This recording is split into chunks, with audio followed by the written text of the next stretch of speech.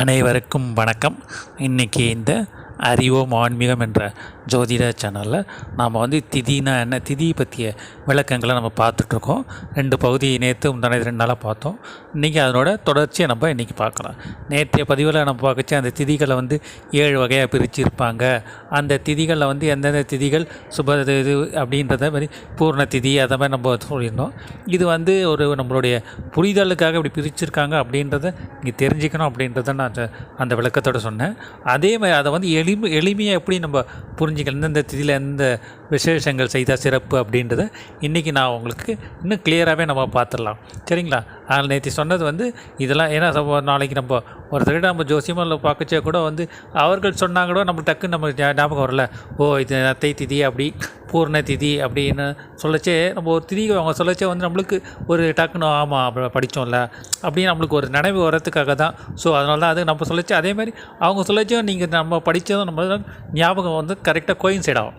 So அப்போ okay correct அப்படின்றது நம்மளோட தெளிதல் அதுக்காக தான் நேற்று அந்த விஷயத்தை நான் சொன்னது உங்களுக்கு.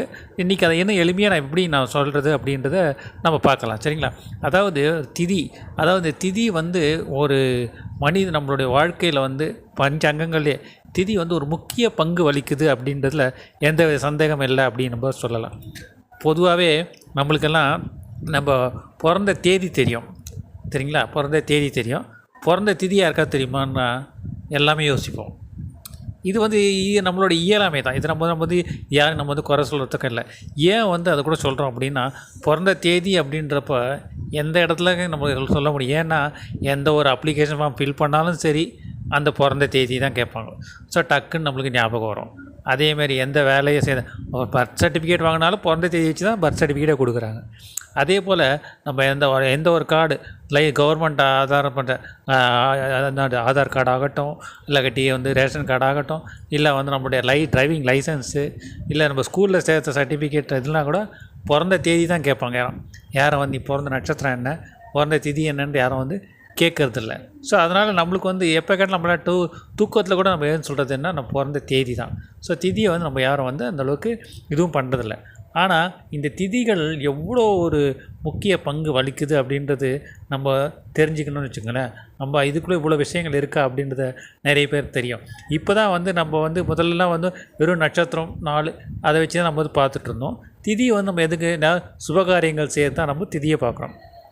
அதே மாதிரி அந்த திதிகளில் கூட ஒரு சில திதிகள்லாம் நம்ம ஒதுக்கிடுவோம். என்ன பண்ணுவோம், அஷ்டமி, நவமி, பௌர்ணமி, அமாவாசை.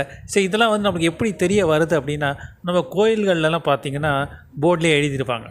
இன்றைக்கி இந்த தேதி அமாவாசை, இன்றைக்கி சதுர்த்தி, இன்றைக்கி பஞ்சமி, கருட பஞ்சமி வருது, இது தேய்பிரை அஷ்டமி திதி, இது நவமி, இந்த தேதியில் உங்களுக்கு பௌர்ணமி வருது. ஸோ அதை மாதிரி அதில் எழுதிருச்சே நம்மளுக்கு அது நம்ம மனசில் டக்குன்னு நிற்குது.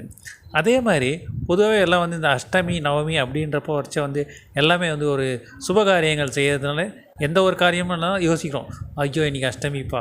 அதே மாதிரி சந்திராஷ்டமம் மாதிரி நம்ம இன்றைக்கி எந்த காரியம் செய்யக்கூடாது அப்படின்றோம். ஆனால் அஷ்டமி திதி இருக்கிறதுலே, ஆனால் அதே நம்ம என்ன பண்ணுறோம், கிருஷ்ணர் பிறந்த அஷ்டமி திதி, அவருக்கு நம்ம பண்டிகை எடுத்து கொண்டாடுறது பார்த்தா ஜென்மாஷ்டமின்ற கோகுலாஷ்டமி, ஜென்மாஷ்டமின்று ஆவணி மாதத்தில் ரோகிணி நட்சத்திரத்தில் ஓகேங்களா, அதுவும் நம்ம அஷ்டமி திதியில் கொண்டாடுறோம். அதே போல் பார்த்தோம் அப்படின்னா அஷ்டலக்ஷ்மியும் நம்ம வழிபடுறோம். அஷ்டலக்ஷ்மியும் வழிபடுறோம். ஒருத்தர் நம்ம வாழ்த்துச்ச கூட என்ன சொல்கிறாங்க, அஷ்ட ஐஸ்வர்யங்கள்னு தான் சொல்கிறாங்க.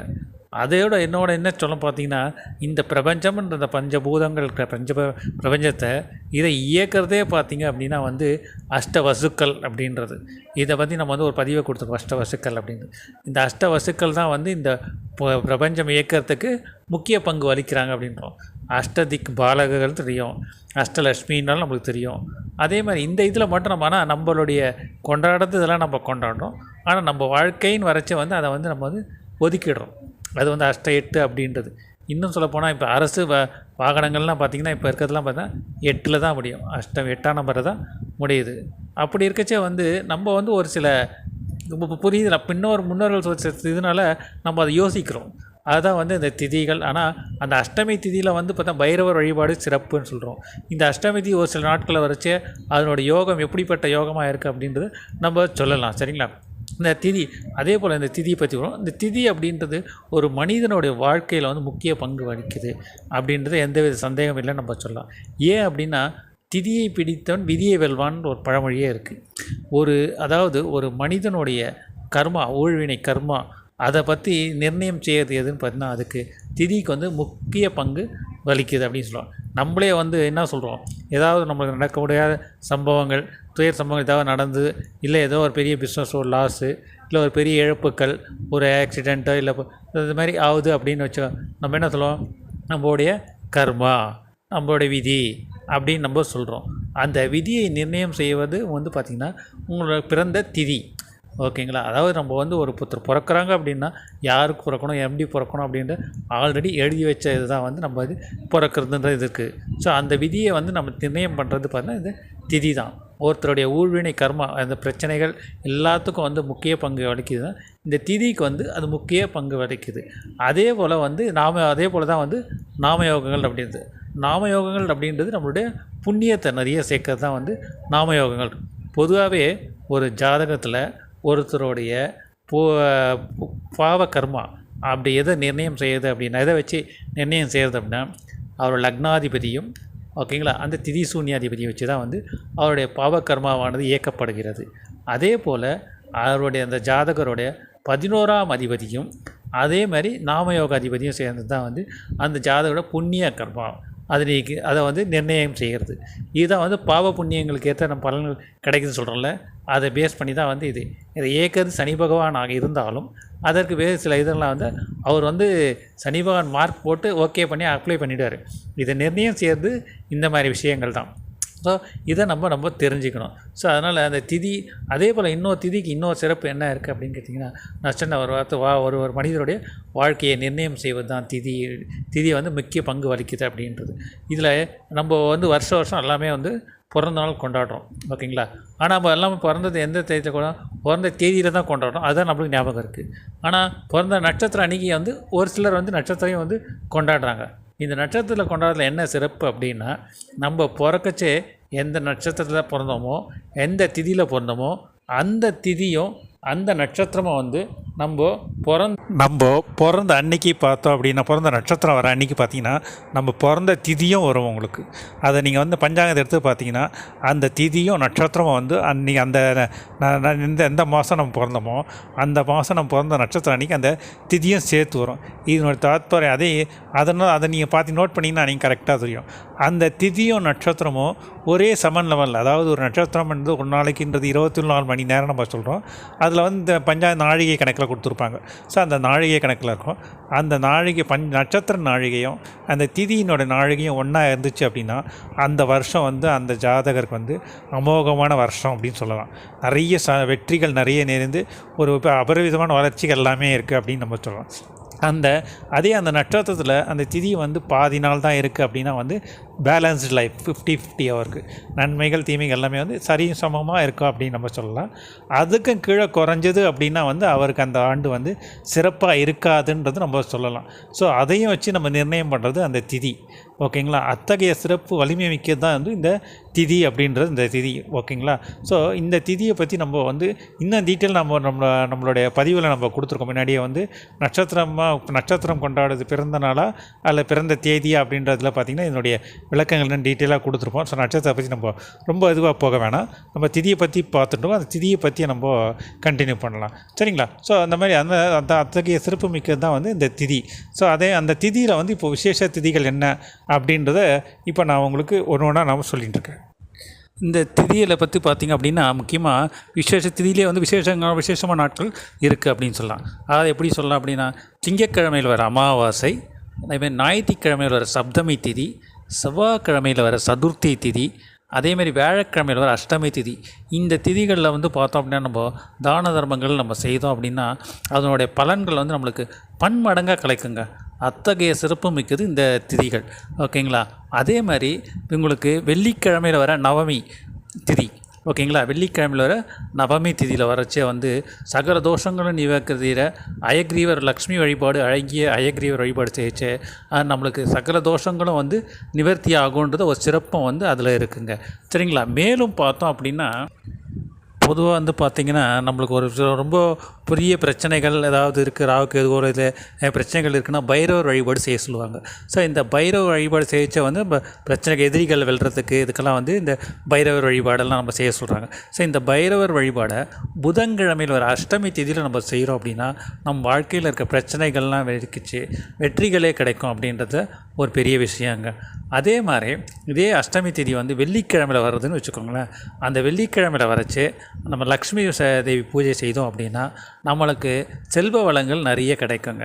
அதான் ஏன்னா அஷ்டலக்ஷ்மியும் நம்ம சொல்கிறோம். ஸோ அந்த அஷ்டமி திதி அதை வந்து உங்களுக்கு வெள்ளிக்கிழமையில் வரணும். அந்த வெள்ளிக்கிழமையில் வர அஷ்டமி திதியில் லக்ஷ்மி பூஜை குபேர பூஜை நம்ம செய்கிறோம் அப்படின்னா அது வந்து உங்களுக்கு செல்வ தடைகள்லாம் நீங்கி வீட்டில் வந்து லக்ஷ்மி கடாட்சம் அதிகமாக இருக்கும். நிறைய செல்வங்கள் வந்து வீட்டுக்கு நம்ம சேரும். செல்வ வளம் நிறைந்த இது பண பிரச்சனைகள் குறையும் அப்படின்னு நம்ம சொல்லலாம். அத்தகைய சிறப்பு மிக்கது இந்த அஷ்டமி திதி, வெள்ளிக்கிழமையில் வரும் அஷ்டமி திதி நம்ம லக்ஷ்மி பூஜை செய்யச்சு. அதே போல் பார்த்தோம் அப்படின்னா இந்த பௌர்ணமி வழிபாடு எல்லாருக்குமே தெரியும். சந்திரனுடைய ஆசிகள் பெறத்துக்கு வந்து இன்றைக்கும் வந்து நிறைய பேர் தான் பௌர்ணமி வழிபாடு. ஏன் பௌர்ணமியில் வழிபாட சொல்கிறாங்க அப்படின்னா அந்த சந்திர பகவான் வந்து பார்த்தோம் அப்படின்னா தன்னுடைய முழு பவரில் இருப்பார். அதாவது சூரியனுக்கு 7ஆம் இடத்துல கரெக்டாக வந்து சூரியனோட ராசியிலேருந்து 7ஆம் இடத்துல வர்றது தான் வந்து சந்திரனோட 180, அதெல்லாம் பௌர்ணமி திதி அப்படின்னு நம்ம சொல்கிறோம். ஸோ அந்த திதி அன்றைக்கி வரச்சே அந்த திதியில் வந்து பௌர்ணமி வழிபாடு செய்யச்சே வந்து மிகவும் சிறப்பு. சில பேர் வந்து பார்த்தா கூட 3ஆம் பிறை வழிபாடு செய்கிறாங்க. எல்லாமே தெரியும் உங்களுக்கு. இந்த சந்திரன் 3ஆம் பிறை வழிபாடு நிறைய பேர் இன்றைக்கும் செய்துட்ருக்காங்க. அது சிறப்பு வந்து சந்திரனால் ஏற்படக்கூடிய தோஷங்கள் நிவர்த்தி ஆகும். அது சந்திரன் வீக்காக இருக்கவங்களாம் இதெல்லாம் இது பண்ணிச்சா வந்து சகல தோஷங்கள் நன்மைகள் அதிகமாக கிடைக்கும் அவங்களுக்கு. ஸோ எந்த பிரச்சனைகள்லாம் வந்து நீங்கிறதுக்கான இதான் வந்து இந்த பௌர்ணமி வழிபாடு இதெல்லாம் வந்து நம்ம செய்ய சொல்கிறோம். ஸோ அதே மாதிரி இப்போ வந்து ஒருத்தருக்கு படிப்பு சரியாக வரல, கல்வியில் படிக்கிறதுக்கு தடைகள் நிறைய இருக்குது அப்படின்னா அவங்க வெள்ளிக்கிழமையில் வர நவமி திதி அன்னைக்கு சரஸ்வதி தேவியை வழிபட்டாங்க அப்படின்னா இவங்களுக்கு அந்த கல்வியில் இருந்த தடைகள் நீங்கி கல்வியில் வந்து சிறந்து விளங்கி நல்ல கேள்வி ஞானம் அதிகமாக மிக்கவர்களாக இருப்பாங்கன்றதுல எந்த சந்தேகம் இல்லை அப்படின்னு நம்ம சொல்லலாம். படிப்பு யாருக்கெல்லாம் சரியாக வரலையோ, நம்ம வீட்டிலே கூட நம்ம சொல்கிற பசங்களை நம்ம பிள்ளைங்களுக்கு படித்தேன், நம்ம அந்த பையன் இப்போ எதிர்படி நல்லா படித்தேன், நல்லா இது பண்ணுறான், நீ ஏன் இருக்கிய அப்படின்னு நம்ம திட்டுறோம் இல்லையா? ஸோ அதுமாதிரி நம்ம அதை திட்டாத அந்த பழைய பசங்களுக்கு அந்த குழந்தைகளுக்கு நம்ம வந்து கல்வி வரலை, உண்மையிலே அது வரலையா இல்லை அது அந்த குழந்தைகள் வந்து விளையாட்டு போக்கில் இருக்கா அப்படின்னு நம்ம தெரிஞ்சுக்கின்னு அது உண்மையிலேயே அது கல்வி படிக்கிறது கஷ்டப்படுறாங்க அப்படின்ற நினச்சோன்னா வெள்ளிக்கிழமையில் வர அந்த நவமி திதியும் வெள்ளிக்கிழமையும் சேர்ந்து வர நாள் அன்றைக்கி சரஸ்வதி தேவி வழிபட்டாங்க அப்படின்னா அவர்களுக்கு வந்து அந்த குழந்தைகளுக்கு வந்து கல்வி ஞானம் கேள்வி ஞானம் சிறந்து விளங்கி தடைகள் நீங்கி நல்ல நிலையில் படித்து நல்ல புத்தியாதிகள் வருவார்கள்ன்றதில் எந்தவித சந்தேகம் இல்லை அப்படின்னு நம்ம சொல்லலாம். சரிங்களா? அதே மாதிரி அஷ்டமி வழிபாடு செய்யச்சு எதிரிகளை வெல்றதும் நம்ம சொல்கிறோம். இந்த அஷ்டமி திதியில் வழிபாடச்சே வந்து எதிரிகள் பிரச்சனைகள்லாம் மெயின் கடன் தொல்லைகள் இதெல்லாம் சொல்லுவாங்க தேய்பிரை அஷ்டமி அப்படின்வாங்க. ஸோ அந்த மாதிரி இதில் படைச்சே வந்து நம்மளுக்கு சிறப்புகள் வாய்ந்த இதுவாக இருக்கும். ஸோ அத்தகைய இந்த சிவன் கோயிலில் நம்ம வழிபட்டோம் அப்படின்னா கூட உங்களுக்கு எதிரிகள் தொல்லைகள்லாம் வந்து விலகிடும் உங்களுக்கு. ஓகேங்களா? அதனால் அத்தகைய சிறப்பு மிக்கது இந்த திதிங்க. சரி, இந்த திதிகள் வந்து நம்ம வந்து ஒரு சில விஷயங்கள் தான் நம்ம சொன்னோம். இதில் வந்து நம்ம அனுபவத்தில் நீங்கள் பார்த்தீங்கன்னா நீங்களே தெரியும். ஏன் நிறைய பேர் நம்ம வாழ்க்கையிலே வந்து ஒரு திருவிழா பரிகாரம் போய் கேட்டால் கூட என்ன சொல்லுவாங்க, தேய்பிரை அஷ்டம் பைரவருக்கு விளக்கு போடு அப்படின்னு தான் சொல்லுவாங்க. ஓகேங்களா? ராகு காலத்தில் விளக்கு போடு, ஞாயிற்றுக்கிழமையும் அஷ்டமி இதுவும் சப்தமி இந்த திதி சேர்ந்த மாதிரி இருக்கிற மாதிரி, அதாவது அஷ்டமி திதி தேய்பிரை அஷ்டமி திதியும் ஞாயிற்றுக்கிழமை சேர்ந்த மாதிரி இருந்தால் அப்போ போய் பைரவர் இது போடுங்க அப்படின்னு நம்ம சொல்கிறோம். ஸோ இதெல்லாம் வந்து அதாவது அந்த எதை வச்சு சொல்லுவாங்க, திதியும் காண்றோம். அந்தளவுக்கு வலிமை மிக்கது தான் வந்து இந்த திதி அப்படின்றது. சரிங்களா? ஸோ இதனுடைய தொடர்ச்சியை வந்து நம்ம நாளைக்கும் நம்ம பார்க்கலாம். நாளைக்கு நம்ம பார்க்கச்சே வந்து உங்களுக்கு அந்த சிம்பிள் ஈஸியாக இந்த திதியில் இந்த ஃபங்க்ஷன் செய்யலாம் அப்படின்றது, இந்த திதியில் யாரெல்லாம் வந்து நன்மைகள் என்ன அப்படின்றத வந்து நாளைக்கு அந்த திதியில் பிறந்தவர்கள் எப்படி இருப்பாங்க அப்படின்றோம். இந்த இப்போ பெண்கள் பொதுவாக ஏஜ் அட்டன் பண்ணுறாங்க இல்லையா, ருதுவாக வருதுன்றோம் இல்லைங்களா? ஸோ அந்த ருதுவாக திதிகள் இருக்குது இல்லையா, அவங்க பிறந்த அந்த திதியில் ருதுவானா என்ன மாதிரி நன்மைகள் அவங்களுக்கு இருக்கோ, பாக்கியங்கள் என்ன மாதிரி பாக்கியங்கள்லாம் கிடைக்கும், புத்திர பாக்கியங்கள், செல்வ வளங்கள், நல்ல இந்த மாதிரி இதெல்லாம் எப்படின்றத நாளைய பதிவில் நம்ம பார்க்கலாம். சரிங்களா? நன்றி, வணக்கம்.